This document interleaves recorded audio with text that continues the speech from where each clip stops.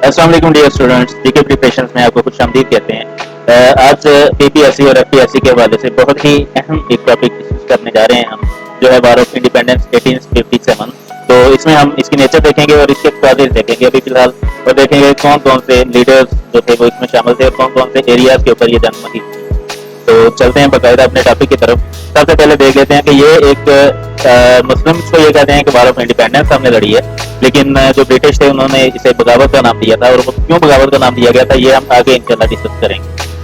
ठीक है, war of independence एक इम्पॉर्टेंट लैंड मार्क भी है हिस्ट्री ऑफ सब कॉन्टिनेंट में, इसलिए कि 1857 में जब ये इंडिया के खिलाफ ब्रिटिश ने लड़ी है तो इसने एक बकायदा रास्ता दिया है आज़ादी के लिए। यहाँ से हमारी आज़ादी की एक तहरीक स्टार्ट हुई थी, क्योंकि आपको पता है कि ईस्ट इंडिया कंपनी के नाम से जब अंग्रेज या कह लें कि ब्रिटिश सब कॉन्टिनेंट में इंटर हुए तो उसके बाद उन्होंने फिर कब्जा करना शुरू कर दिया। और एक वक्त ऐसा भी आया था कि जिस रियासत का जो हुक्मरान होता था उसकी डेथ हो जाती थी, तो ब्रिटिश कहते थे कि इस रियासत में आगे कोई भी बादशाह या कोई भी इसका हुक्मरान नहीं होगा, ये अब हमारी रियासत होगी। मतलब एक बहुत बड़ा जो उन्होंने जुल्म करना शुरू कर दिया था, तो उसी कॉन्टेक्स्ट में ये जंग लड़ी गई।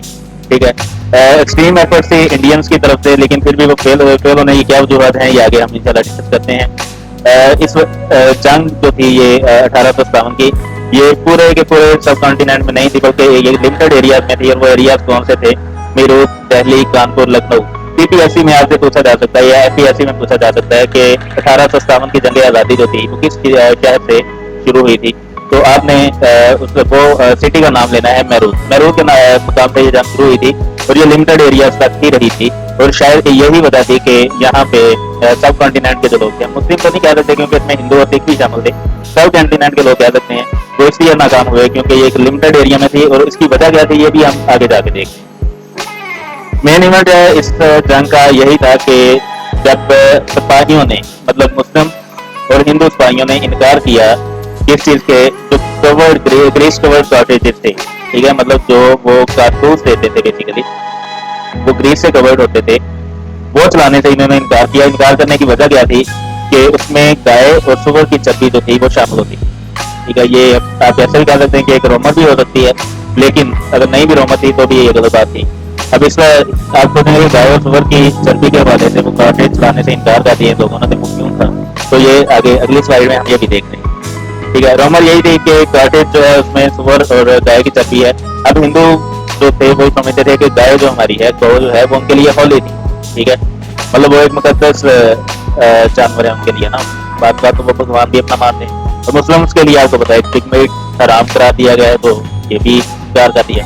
हुआ क्या कि दो सिपाहियों ने पहले तो इन्होंने इनकार किया मैरूत के मुकाम पर, और उस एक वक्त ऐसा भी आया कि वहीं पे ब्रिटिश के दो सिपाहियों को इन्होंने कत्ल भी कर दिया इसी जंग से, इसी वजह से ना कि ये हमें ग्रीस कवर्ड कार्ट्रिजेस दे रहे हैं। अब ये वो कारतूस हैं जो ग्रीस कवर्ड होते थे। ठीक है, ये देख सकते हैं कि आप डीओ पैन के इसके कार्ट्रिज है, उसके बाद रैपर है, इस रैपर में पैकिंग होती थी, उससे पहले कुछ इस तरह की पैकिंग होती थी। मैंने कोशिश की है कि ये भी आपको दिखा दें। यहाँ पे भी सेम ही वो तस्वीरें हैं हम कारतूसों की जो चलाए जाते थे जुल्म ढाने के लिए। अब काजिज की बात करते हैं तो इस जंग की वजह तो वजूहत तो बहुत ज्यादा हैं। पॉलिटिकली भी कुछ वजूहत थी, मजहबी थी, उसके बाद सोशल, मिलिट्री और इकोनॉमिक काजिज भी थी। तो आइए जरा हम इनका एक ओवरव्यू लेते हैं जल्दी से। फेलियर, अच्छा, इन्हीं वजूहत की वजह से ये जो पॉलिटिकल काजिज थी या रिलीजियस थी, इन्हीं वजूहत के बुनियाद पर ही इसका फेलियर हुआ था। फेलियर को देख लेते हैं। सबसे पहले है स्प्रेड इन लिमिटेड एरिया। मैंने बात की थी कि ये लिमिटेड एरिया में थी, इसलिए इसमें नाकामी होना शुरू हुई। वजह क्या थी कि ये जिस जिस सिटी में थी उस सिटी के जो हुक्मरान थे या वो अपने लीडर थे, उन्होंने कहा कि हमने अपना डिपेंड करना है, बाकी जहाँ मर्जी जाए उनसे हमें कोई लेना देना नहीं है। ठीक है, तो दूसरी बात है कि इनके पास तैयारी भी नहीं थी और प्रॉपर प्लानिंग भी नहीं थी।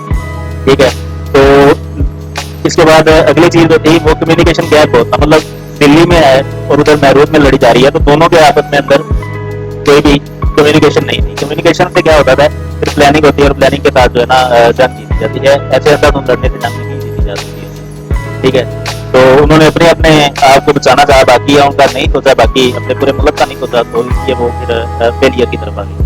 उसके बाद इनके अंदर यूनिटी भी नहीं थी। यूनिटी क्यों नहीं थी? हिंदू सिख जो थे वो कहते थे कि मुसलमान हमारे असली दुश्मन हैं, तो सिखों ने भी जो है ना साथ दिया था ब्रिटिश का मुसलमानों के खिलाफ। ठीक है, तो ये आप इसे मुकम्मल रीड भी कर सकते हैं वीडियो को पास करके। ठीक है, कोऑर्डिनेशन ना होना, यूनिटी ना होना, फिर एक दूसरे के खिलाफ लड़ना, तो इसी वजूहत के ऊपर वो जंग हार गए। ठीक है, मुख्तलिफ मकाम पे जंग हारे, जैसे बखत खान था एक लीडर, वो दिल्ली में जो है डिफीट हुआ, हरा। बेगम हजरत महल जो थी वो आबादा हुई, रानी ऑफ झांसी वो झांसी के मुकाम पर हारी है। और नाना साहब जो है कानपुर में, और बहादुर खान जो था वो बरेली में, उल्टे पास बरेली को वो वाले। अच्छा, यहाँ पे पीपीएससी के हवाले से एक बहुत इंपॉर्टेंट क्वेश्चन है कि वार ऑफ इंडिपेंडेंस में वो वाहद कौन सी हिंदू लीडर थी जिसने ये जंग लड़ी है, तो वो थी रानी ऑफ झांसी। ठीक है, रानी ऑफ झांसी वाहद हिंदू लीडर थी जिसने इस जंग में अंग्रेजों के खिलाफ लड़ाई की है। ठीक है, नेक्स्ट हम देख लेते हैं कि ना अहलियत, ना अहल लीडर होने की वजह से वो कह रहे हैं कि ये भी था। उसके बाद डिसिप्लिन कोई नहीं था, जिसका जिधर को मुंह होता था वो उधर कोई जो है ना लड़ना शुरू हो जाता था। ठीक है, तो दूसरी तरफ क्या था कि ब्रिटिश उन्हें एक ही कमान थी, एक ही जगह से उन्हें इंस्ट्रक्शन आती थी और वो उन्हीं को फॉलो कर रहे थे, जिस वजह से वो जीत थी। तीसरी वजह ये भी थी कि इंडियंस के पास रिसोर्सेज नहीं थे, इनके पास इक्विपमेंट, वार इक्विपमेंट जो थी वो नहीं थी, जबकि ब्रिटिश लोग जो थे, जो बरतानवी फौज थी, उनके पास बड़े ही जबरदस्त किस्म के हथियार मौजूद थे। उनके पास फूड और राशन का भी उन्हें कोई मसला नहीं था। और दूसरा, उनके जो दुश्मन थे उन्होंने सिर्फ क्या करना था कि 1,12,000 इंग्लिश सोल्जर्स ने ये जंग लड़ी थी, और इसके अंदर इन्होंने 3,10,000 इंडियंस को भी रिक्रूट कर लिया।